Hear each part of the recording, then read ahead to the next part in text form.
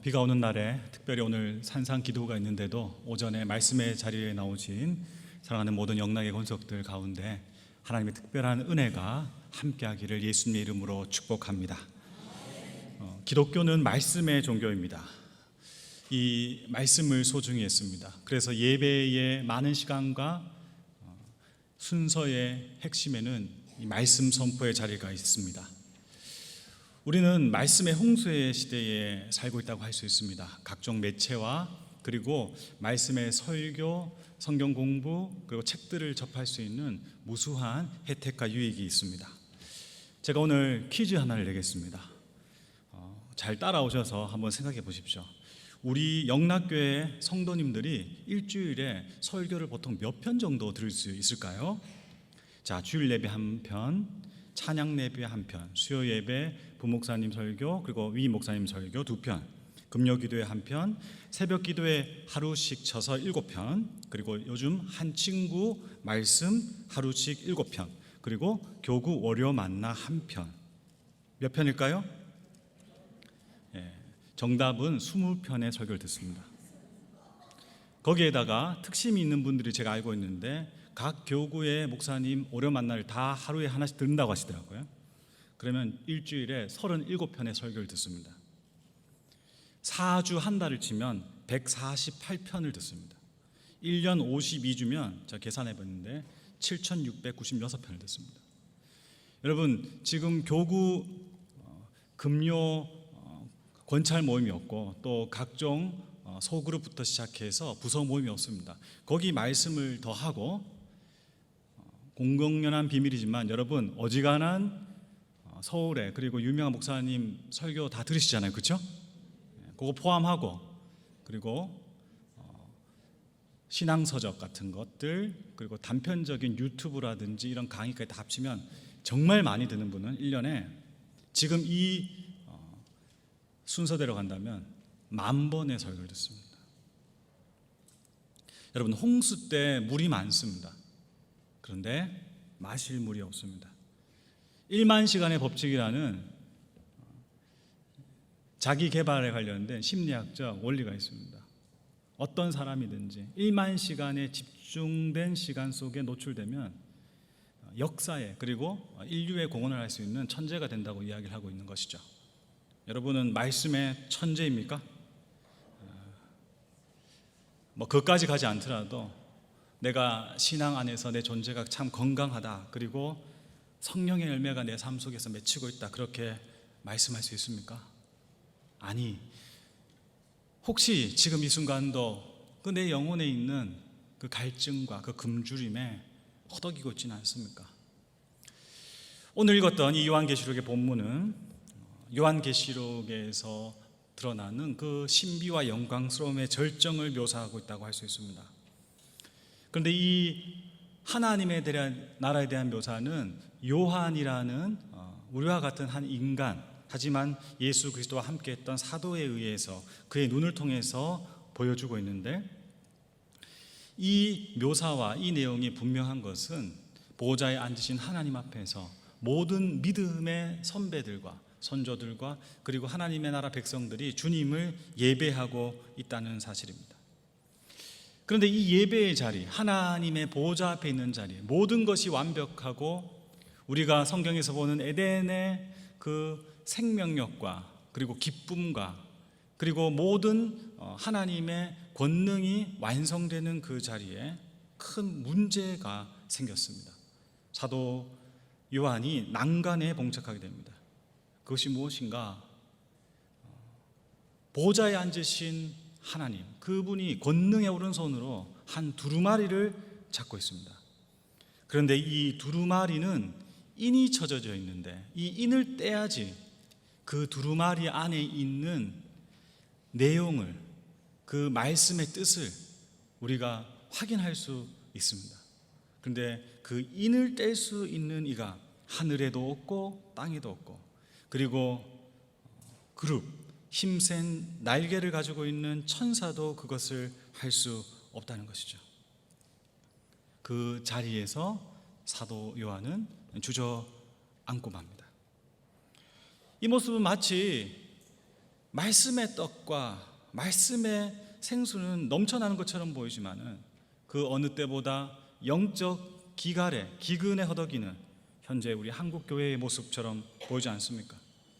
생명의 떡이고 생수이시며 약속의 증거이신 그 하나님이 허락하신 그 말씀, 교회의 권위의 결정체인 이 말씀이 수없이 선포되어지고 있고, 그리고 성도들은 수많은 말씀 영상과 개인 큐티와 성경 공부와 그리고 통독, 그리고 어떤 시대에도 밀리지 않는 그 열정과 열심과 말씀에 대한 사랑이 있는데도 불구하고 우리의 삶은 지금 말씀에서 보고 있는 사도 요한의 그 황당함,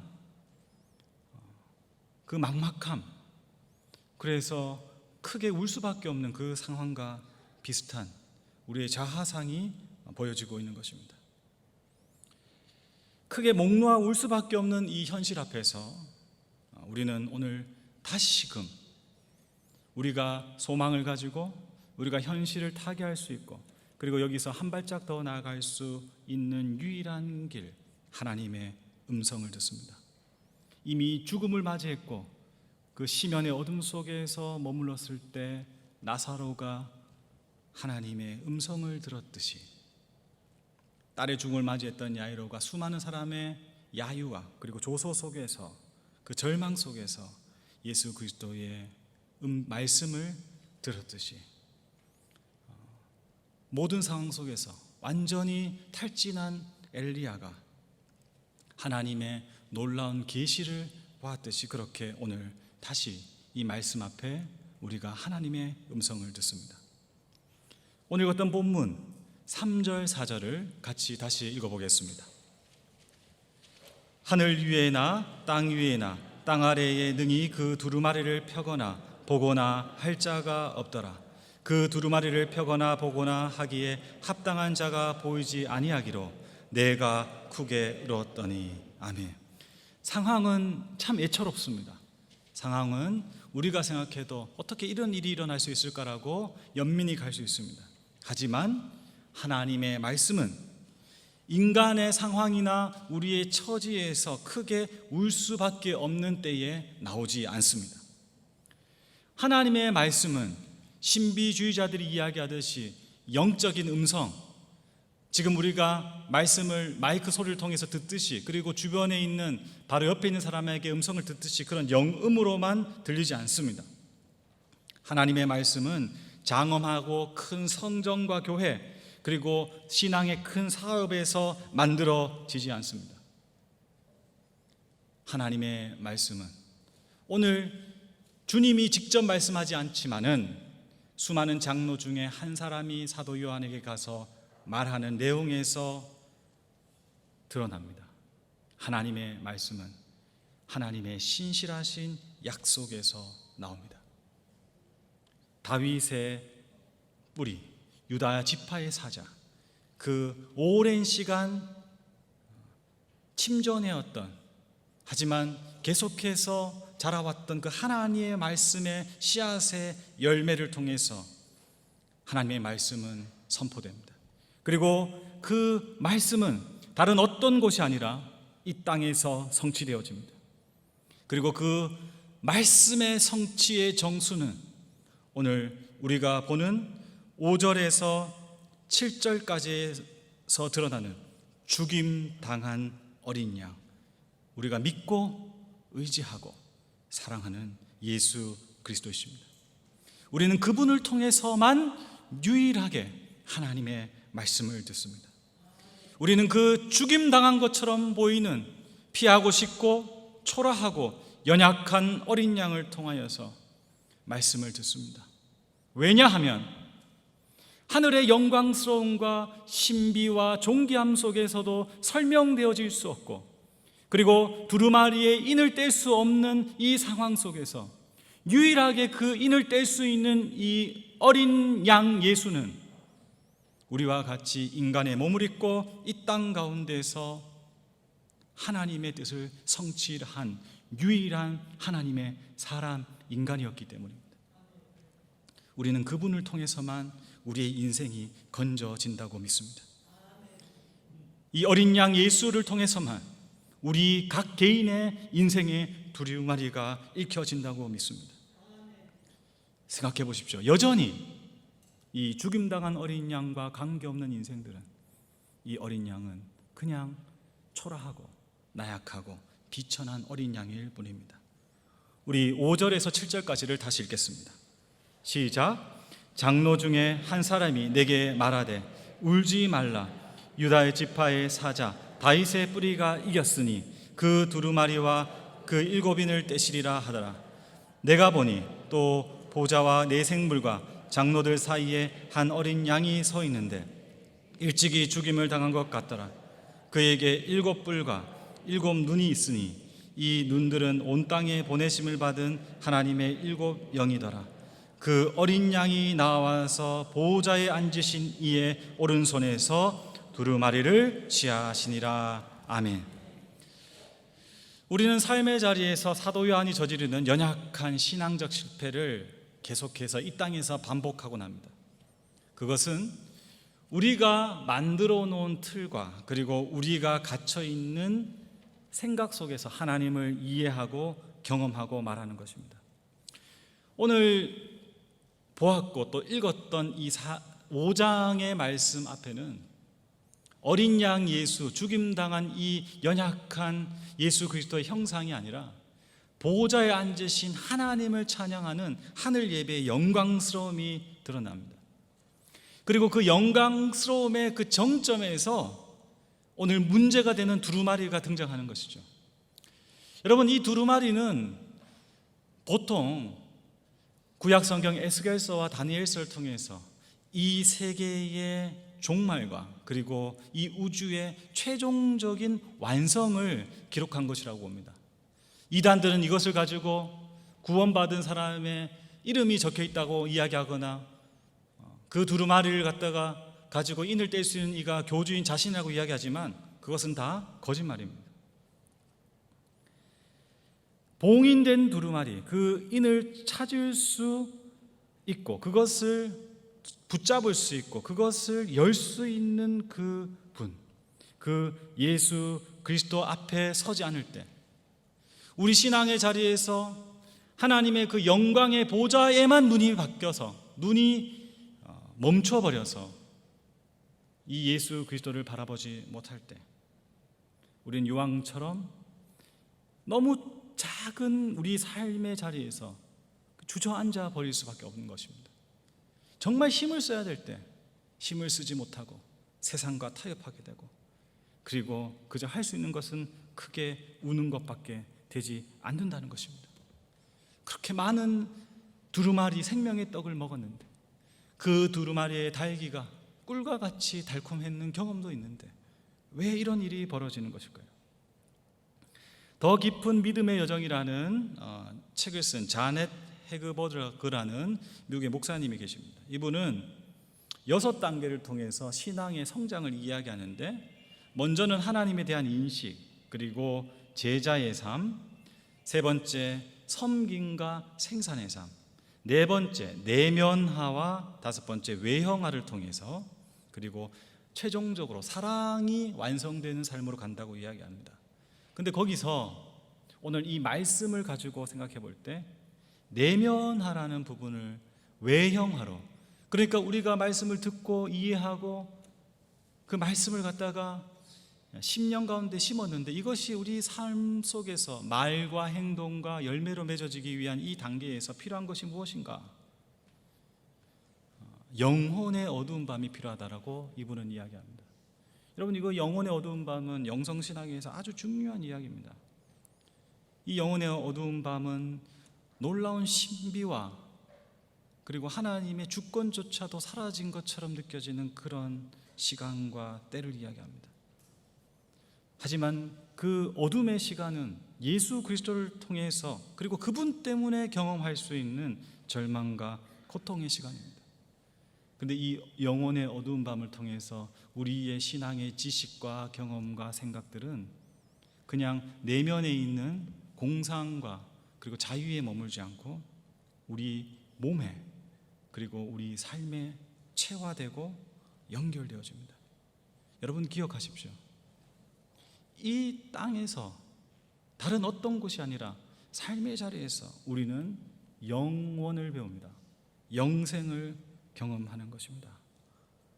그래서 사도 요한이 보좌에서 들었던 울지 말라라고 하는 이 상황 전환의 하나님의 음성을 신비를 통한 보좌에 있는 하나님의 직접적인 말이 아니라 여전히 본인과 동일한 장로 중에 한 사람을 통해서 들었다는 것은 우리가 마치 이 땅 가운데 살면서 우리와 동일한 연약한 죄인들, 그리고 연약한 가족들, 그리고 친구들을 통해서 예수 그리스도를 알게 되었고 경험하게 되었고 교회의 성도로 참여하게 된 것과 유사하고 자연스럽다고 이야기할 수 있습니다.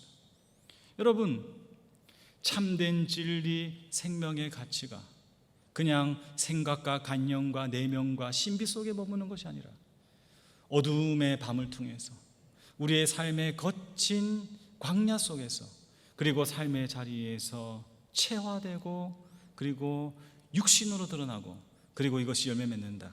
여러분, 이것이 우리가 믿는 기독교 신앙의 요체인 로고스의 신앙입니다. 여러분, 이 로고스의 신비를 요한은 본인이 지은 요한복음에서 다음과 같이 언급합니다. 우리 한번 말씀을 찾아보겠습니다.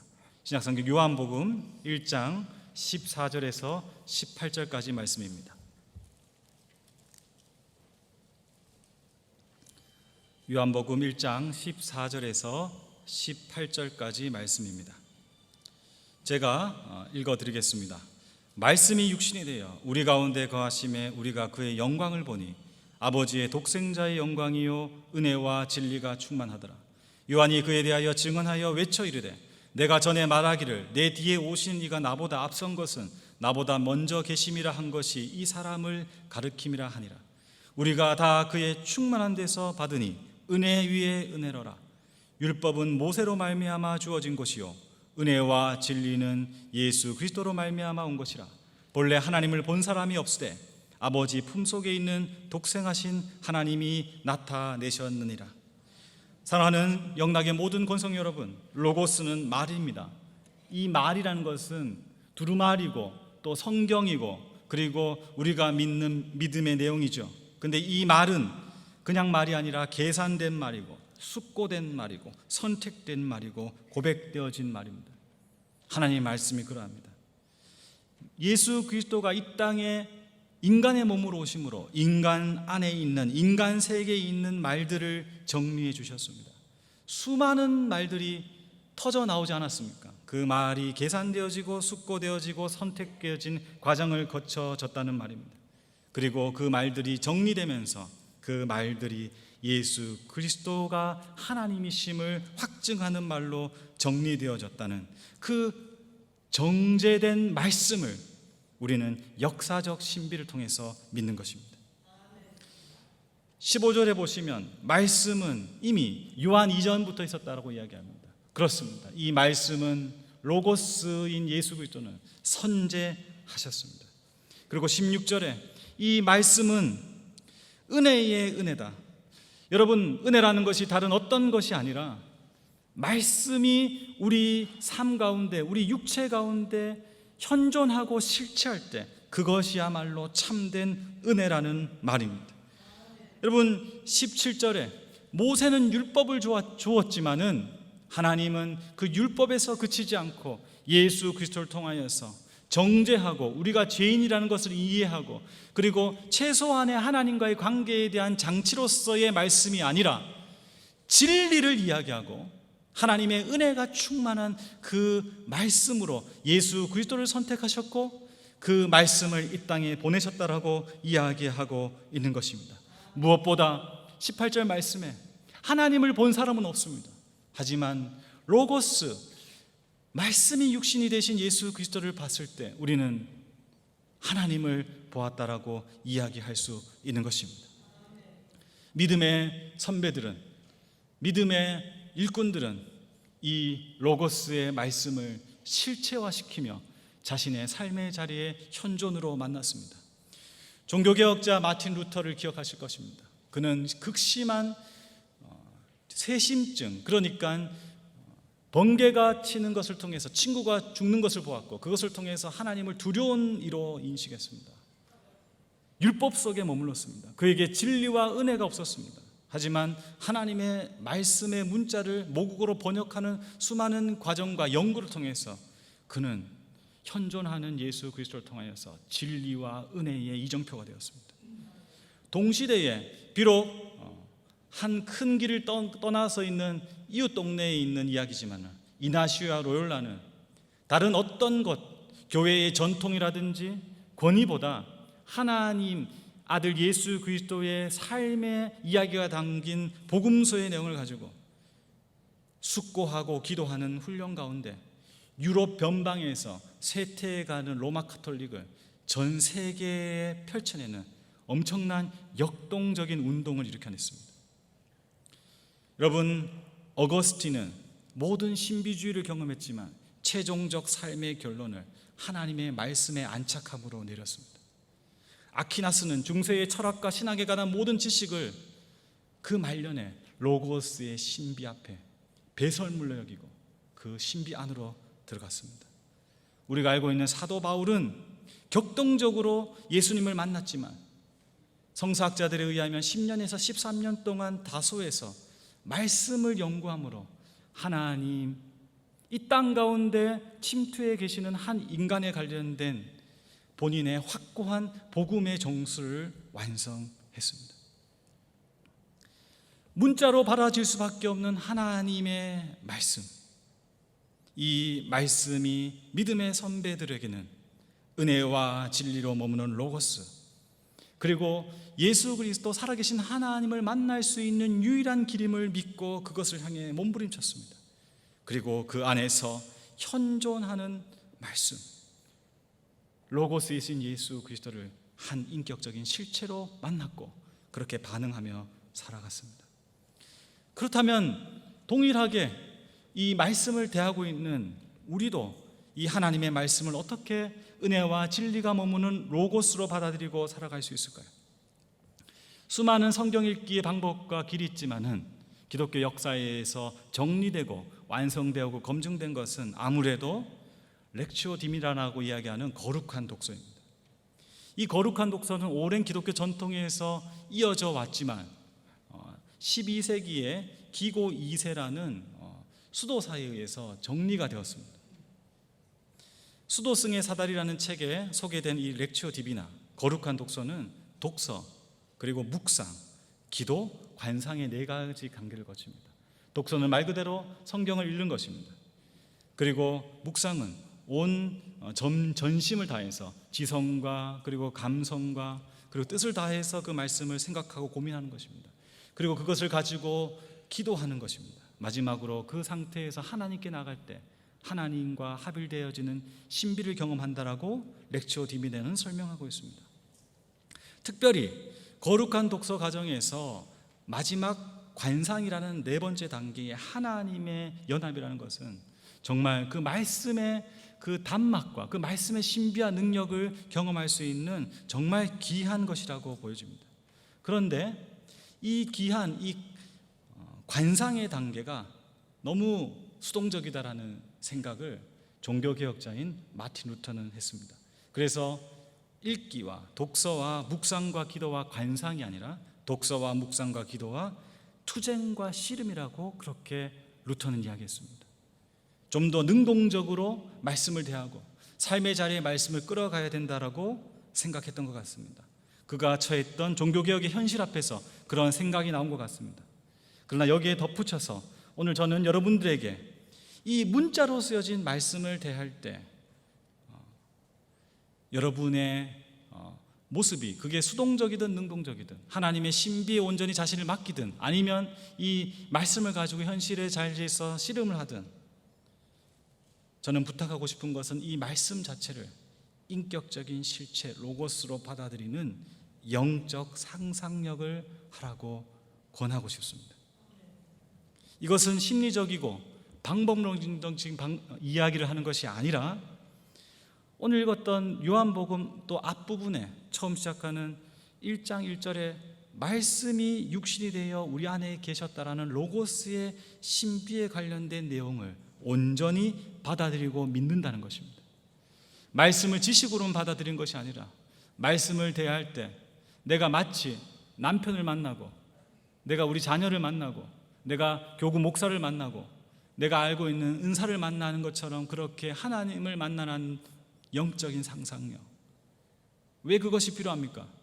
인격적인 실체가 그 영적인 상상력 속에서 말을 할 때, 여러분, 우리는 그 말에 대해서 가만히 있을 수가 없기 때문입니다.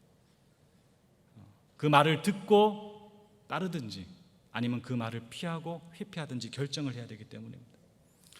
예전에 제가 섬겼던 교회가 서울 남로의 소속이었는데, 서울 남로에는 화평하고 평안한 노예로 유명합니다. 근데 거기에도 문제가 있어가지고 정확하게 두 그룹으로 나눠서 한 의견 가지고 엄청난 경론이 일어났습니다. 그런데 원로 목사님으로 계셨던, 제가 소속했던 교회에 방광덕 목사님이라는 분이 계셨는데 존경받는 원로였습니다. 너무 격해지니까 노회장이 그 노회 자리에 앉아있던 박 목사님한테 이렇게 이야기했습니다. 너무 의견이 팽배해서 지금 해결책을 찾을 수가 없습니다. 나오셔서 한마디 좀 해주십시오라고 부탁을 했습니다. 그런데 이 노 목사님이 이렇게 이야기하셨어요. 이 다투는 문제에 대해서 내가 정확한 해법을 알고는 있다. 그런데 내가 나가기 전에 이것을 묻고 싶다. 내가 말하는 그 해법에 내 뜻에 따르겠는가? 그 말에 순종하겠는가? 그러면 내 나가서 말하겠다. 그리고 그분 나가지 않으셨습니다. 여러분, 우리는 말씀을 통해서 예수 그리스도를 갖다가 찾고 만나야 됩니다. 그분의 음성이 먼저 들려야 됩니다. 그리고 그분의 따라 걸어가신 길을 따라가야 됩니다. 66권의 성경은 모두 소중합니다. 그러나 이것은 지극히 개인적이지만 저는 그 중에서도 예수님께서 직접적으로 말씀하시는 복음서가 가장 소중하다고 믿습니다. 왜냐하면 그 복음서를 통해서 우리는 시간과 공간을 초월한 신비의 성령의 조명을, 예수 그리스도의 로고스의 신비, 실제하는 하나님을 통해서 분명히 듣기 때문입니다. 그래서 여러분, 복음서를 읽고 그대로 산다는 것은 위험한 일입니다. 그것은 아주 어려운 일입니다. 목사인 저조차도 그러합니다. 정말 실제하는 로고스를 만났을 때 어떻게 그 존재가 그냥 가만히 있을 수 있겠습니까? 그 자리에 머물 수 있겠습니까? 어떻게 예전에 살아왔던 그 방식으로 살아갈 수 있겠습니까? 보통은 우리도 니고데모처럼 그렇게 비겁하게 말씀 앞에 섭니다. 보통은 고민하고 떠났던 그 부자 청년처럼 그 말씀 앞에 도망칩니다. 우리가 그런 사람들입니다. 우리는 신학적인 그리고 철학적인 방어 기제를 가지고 기준도 명확하지 않은 우리 주관성 속에서, 그리고 어떨 때는 아주 극단적인 객관성을 통해서 더러는 불필요한 상황을 가져와서 말씀이 육신이 되어 우리 앞에 인격으로 다가오시는 예수 그리스도를 거부하고 그분 앞에 저항합니다. 그리고 더 나아가서 하늘의 신비와 그 영광스러움과 교회의 온갖 사역과 그리고 커다란 무언가 사람들 앞에 보이는 그곳에 우리를 도피시켜버립니다. 여러분, 거기에도 하나님의 합의에 관련된 신비가 있을 수 있습니다. 여러분, 거기에도 인간이 하나님을 향한 그 열정과 애틋한 열심과 땀 흘림과 눈물이 있을 수 있습니다. 하지만 그곳에는 하나님의 아들 예수 그리스도, 말씀이 육신이 된 로고스가 드러나는 그 신비는 찾을 수 없습니다. 사랑하는 여러분, 한 절도 좋습니다. 한 장도 충분합니다. 한 권이면 벅찹니다. 여러분, 한 주일에 듣는 주일에 위 목사님의 설교 한 편으로도 어떨 때는 족합니다. 그 말씀이 내 앞에 서 있는 하나님 로고스라고 믿고 순종하며 나아가고 상상을 통해서 그분을 계속해서 만나고 몸부림하고 씨름칠 때 우리는 아무도 주시하지 않는 죽임당한 어린 양을 통해서 그분은 우리의 삶을 변화시키고 인생을 바꾸시고 이 세계를 역전시켜 가십니다. 제가 신대원 때 3년의 시간이 갑자기 주어졌습니다. 어떻게 해야 될까 고민을 했습니다. 결혼을 할 수도 있고 유학을 준비할 수도 있고 신학 공부를 제대로 할 수도 있고 여러 가지가 있었는데 감사하게 저는 영신수련이라는 복음서를 가지고 기도하는 훈련 프로그램에 일찍 참여할 수 있었습니다. 그리고 영성 지도를 통해서 매일매일 기도하는데 제 신대원 생활에 힘과 에너지와 시간을 주력했습니다. 쉽지 않았습니다. 그렇지만은 은혜가 간간히 있었습니다. 더불어서 그 침묵 기도실에서 있을 때 정말 하나님께서 주시는 비밀스러운 그런 경험들도 있었습니다. 하지만 여러분, 동일하게 저도 침묵 기도에서 자는 시간이 더 많았고 기도한다고 들어갔는데 설교 준비하고 과제하고 그런 때도 있었습니다. 그렇지만은 그 시간에 그 영적인 교만함과 나만의 그 세계에 갇혀 있었던 그 어리석음에도 불구하고 기도는 늘 현실을 직면시켜줬고 그리고 그 현실 속에서 하나님의 말씀이 어떻게 로고스를 통해서 역사하는지를 가르쳐줬고 마침내 그 기도와 그 기도를 통한 말씀의 역사는 예수 그리스도를 통한 나의 삶의 해석과 방향으로 나를 여기까지 이끌어왔습니다. 저는 특별히 요한복음 13장 1절에서 20절에서 등장하는 그 6월절 최후의 만찬에 발을 씻기시던 예수 그리스도의 모습을 말씀을 통해서 하나님을 만난 것을 지금도 생생히 기억합니다. 그 한 본문을 오랜 시간 동안 붙들고 갈망하는 가운데 저는 성령님의 인도하신 가운데 예수 그리스도 앞에 나갈 수 있었습니다. 그리고 예수 그리스도와 눈이 마주쳤습니다. 그분의 얼굴도 옷도 주변의 모든 것은 보이지 않고 그분의 눈만 보였습니다. 그분의 눈은 나의 발을 씻기 전에 깨끗한 물처럼 맑고 깊고 아름다웠습니다. 그 눈빛이 나에게 말했습니다. 너는 섬겨라. 저는 교회와 믿음의 선배들에게 받은 신앙의 아름답고 풍성한 영적 유산과 기억들, 그리고 신학교에서 배운 풍성한 가르침을 통해서, 그리고 교단에서 정한 목사 안수라는 교회법의 절차에 의해서 목사가 되었음을 받아들이고 인정합니다. 그러나 그 모든 것에 더해서 그때 말씀이 육신이 된 로고스를 만난 그 시간, 그 자리에 예수님께서 섬겨라고 말씀하신 그 말씀의 자리가 나를 목사로 부르셨던 자리라고 지금도 믿고 있습니다. 오늘부터 산상 기도회가 시작됩니다. 60회, 60년이니까 두 세대가 지났습니다. 우리는 60년 동안 얼마나 변했고 어떤 교회의 모습을 만들어갔습니까? 기실은 뭐하고 또 생각은 다르겠지만은 확실한 것은 60년 동안 신실하신 하나님은 여전히 말씀이 육신이 된 로고스로 우리를 찾아와 주셨습니다. 그래서 산상기도회는 은혜가 머무는 자리, 로고스의 향연입니다. 이번 산상교회에 여러분이 제일 많이 들으면 1만 번까지 들을 수 있는 그곳에서의 한 번의 설교 몇 편이 아니라 비록 죽은 것처럼 보이는 어린 양이지만 우리 삶을 해석할 수 있고 우리 삶을 이야기할 수 있고 우리 삶을 변화시킬 수 있는 그 어린 양을 보는 시간이 되시기를 예수님의 이름으로 축복합니다. 여러분의 인생의 인이 떼어지는 시간, 여러분의 인생의 모든 것들이 해결되어지는 시간, 그리고 그 하나님의 현존 앞에서 한 인격을 만나고 그 앞에서 울고 그 앞에서 회복되고 그 앞에서 변화되어지는 놀라운 은총이 여러분 가운데 있기를 예수님의 이름으로 축복합니다. 기도하겠습니다. 하나님 아버지, 감사합니다. 그냥 문자의 말씀이 아니라 현존하시고 함께 하시는 예수 그리스도의 실체를 오늘도 말씀을 통해서 보여주시는 그 놀라운 은혜를 기억하며 다시 한번 주님의 말씀 앞에 섭니다.